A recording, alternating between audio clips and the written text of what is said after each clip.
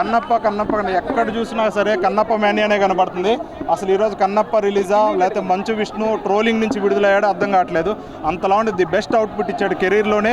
మంచు విష్ణు గారి total 20 years కెరీర్లోని the best output, best performance అని చెప్పచ్చు. లాస్ట్ 20 minutes తన యాక్టింగ్ చూస్తే ఎవరైనా సరే ఫిదా అవ్వాల్సిందే. మన సినిమా వచ్చేసి ఒక నాస్తికుడిగా ఉండే ఒక హీరో చివరికి శివుడు భక్త కన్నప్పగా ఎలా మారాడు అనేది సినిమా మొత్తం చూపించారు. మంచి సోషల్ మెసేజ్ కూడా సినిమాలో చూపించడం జరిగింది. అంటే సోషల్ మెసేజ్ ఏంటంటే మనం ఇప్పుడు శివుణ్ణి, దేవుణ్ణి ఎవరైనా పూజించవచ్చు, దీనికి అంటరానితనం ఉండదు. దేవుడికి భక్తుడికి మధ్య ఏ మీడియేటర్ ఉండకూడదు, అంటరానితనం ఉండకూడదు అని మంచి సోషల్ మెసేజ్ ఇచ్చాడు. ఇంకోటి ఏంటంటే దేవుడికి భక్తుడికి మధ్య మూఢనమ్మకాలు కూడా ఉండకూడదు అని చెప్పి మంచు విష్ణు ఒక భక్తుడుగాని కాకుండా ఒక వారియర్గా కూడా, ఒక యోధుడుగా కూడా చాలా బాగా పోరాడాడు.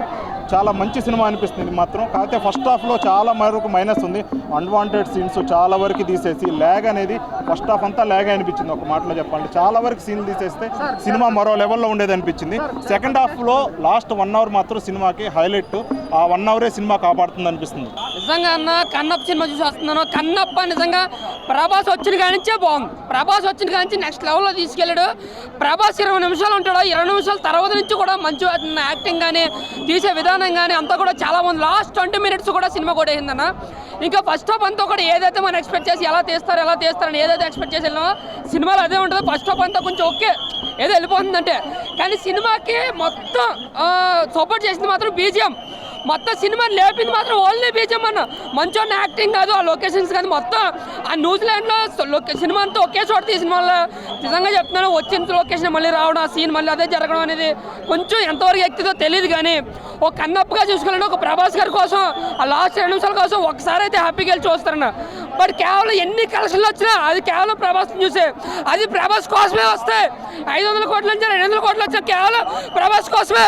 ఎందుకంటే ఇంత బడ్జెట్ వచ్చినప్పుడు ఆ యాక్టింగ్ స్కిల్స్ కానీ, లేదంటే ఆ తీసుకునే స్క్రీన్ ప్లే కానీ కొంచెం యాక్టివ్గా ఉండాలి, బాగా వర్క్ చేయాలి.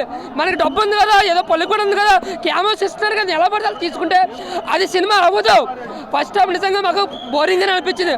ఒక్క బీజిఎం మాత్రం కొట్టాడు సినిమాకి. 100 కోట్లు ఒక్క బీజిఎంకి ఇచ్చచ్చు, అంత బాగా కొట్టాడు. సాంగ్స్ బాగున్నాయి, బీజిఎం బాగుంది.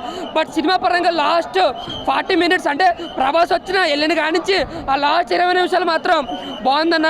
ఆ యాక్టింగ్ స్కిల్స్ కూడా బాగున్నాయి. ఆ కళ్ళిచ్చే సీన్ అయితే మాత్రం నిజంగా అందరినీ కూడా కట్టడి చేసింది.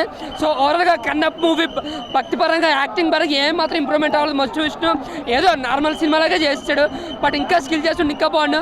సినిమా మొత్తం బ్యాక్గ్రౌండ్ ప్రభాస్ గారే కాపాడారు.